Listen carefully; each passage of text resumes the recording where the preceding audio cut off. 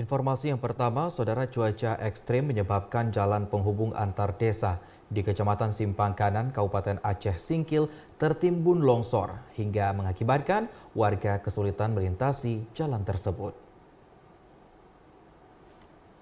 Hujan deras yang mengguyur wilayah Aceh Singkil Sabtu sore menyebabkan bukit di sekitar jalan penghubung Desa Lair Riman menuju Desa Siatas, Kecamatan Simpang Kanan, longsor dan menutupi badan jalan. Material longsor yang menimbun jalan tersebut menyebabkan arus lalu lintas sempat terganggu.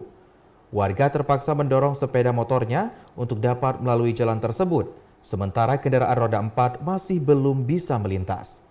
Warga sempat berupaya membersihkan longsor menggunakan alat seadanya, namun banyaknya timbunan material batu membuat upaya tersebut tidak maksimal dan kondisi jalan masih belum dapat dilalui kendaraan roda 4.